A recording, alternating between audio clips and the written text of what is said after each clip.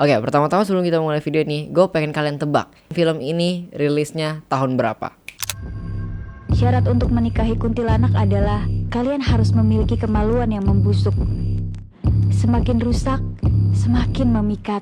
Toh semuanya demi kebebasan seksual. Oke, mungkin kalian pikir film ini tuh rilis pas di era film Indonesia tuh di era kegelapan ya, di era-era dimana film Indonesia tuh dikuasai oleh film horor-horor bokep Indonesia yang film-film murahan yang ceritanya itu gak ada sama sekali ceritanya sama sekali, cuman ngewe paha dada yang that's it.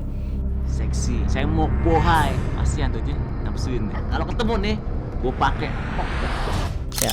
Tapi sebenarnya film ini keluaran tahun 2020-an. Ya, mungkin kalian lihat film ini terlihat seperti film jelek ya. Film jelek yang kualitasnya aneh, dengan budget yang aneh, dengan aktor yang aneh, dengan set yang aneh. Tapi buat gua, film ini merupakan film yang bagus. Kenapa gue bilang bagus? Ya karena simpel aja, karena yang buat itu Azam Virullah. Ketika film horor Indonesia digempari oleh film horor perdukunan, dengan kesurupan, dengan anak apa-apalah setelah Pengabdi Setan dan Kakek Anda Sepenari yang filmnya sampah semua itu. Ketika film horor semua kayak gitu, Azam tuh berani melawan arus. Dia berani membuat film horor yang beda dari film horor-horor mainstream yang ada sekarang. Dan terkadang film-filmnya itu agak-agak nyeleneh dan agak-agak di luar akal sehat manusia lah. Dan ini menurut gua kenapa Azam tuh belum bisa diterima buat semua orang di Indonesia.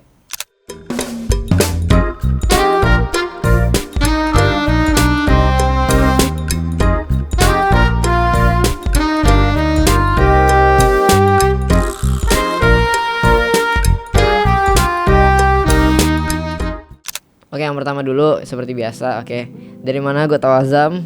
Ya gue tahu Azam itu karena dari gue udah capek banget ngomong ini ya. Gue tahu dari Andrex Cerot lagi ya. Dia banyak banget influence buat musik dan film-film buat gue. Ya gue tahu dia dari post story WA tentang film Bootlegging My Way Into Hell.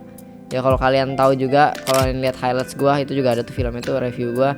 Dan dari film itu gue tertarik banget. Gue pas ngeliat si story IG-nya itu gue tertarik banget karena filmnya itu alur ceritanya tuh sama gue liat klipnya, scene-nya itu aneh banget. Jadi cerita filmnya itu tentang 3 sahabat melakukan reka ulang kematian aktor bokep legend. Ya itu aneh banget sih, enggak. Itu story apaan bangsat. Itu yang menurut gue ngerasa kayak anjing nih sinopsisnya apaan kayak gini. 3 orang mau nge-remake kematian aktor bokep gitu. Jadi gue tontonnya, gue beli waktu itu ceban harganya di bioskop online. Terus pas gue tonton ya anjing, dia bener film paling mindfuck, paling bangsat, paling anjing, paling gila soalnya. Tapi fun gitu buat gue, aneh tapi fun, lucu, absurd, pokoknya fun gitu filmnya Azam.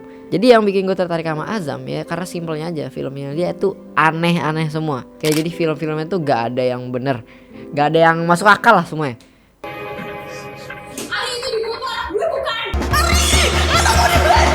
Kayak contoh, ada yang satu judul filmnya itu Kuburan Berjalan. Jadi namanya udah aneh ya, nih gue kasih tau sinopsisnya gini aja. Jadi ceritanya ada suami istri, dan sang suami ini ternyata tuh dikirim guna-guna santet gitu buat menjadi ibaratnya kayak tumbal, buat kayak inang buat suatu kuburan.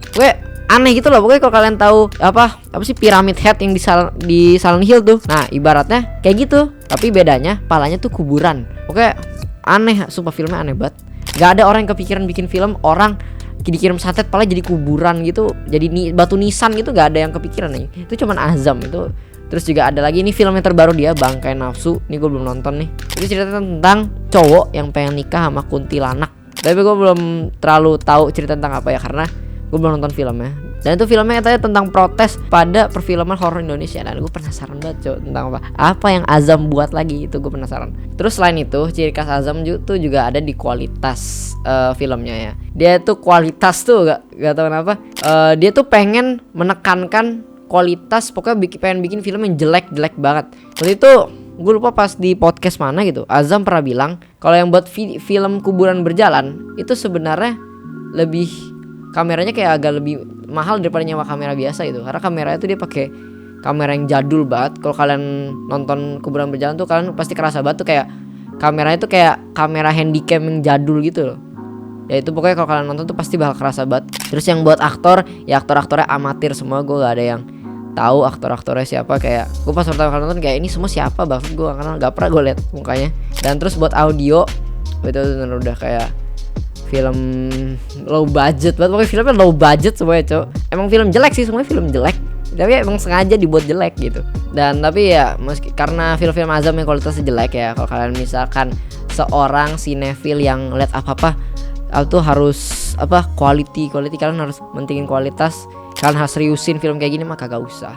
Kalau nonton filmnya Azam gak usah diseriusin, udah lu nonton kayak bego aja udah, karena gak penting juga diseriusin, capek juga, jadi ya bawa fun aja gitu.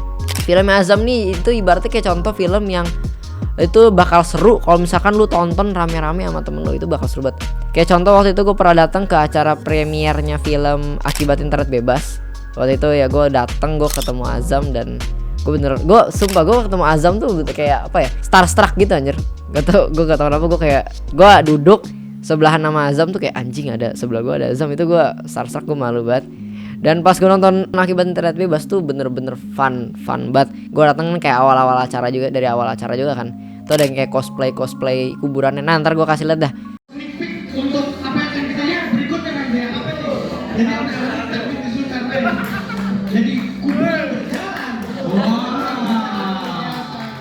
Di situ gue nonton 2 film, Kuburan Berjalan sama Akibat Internet Bebas, and it was so much fun. Seru banget gue bisa datang ke acara itu karena bener-bener fun banget.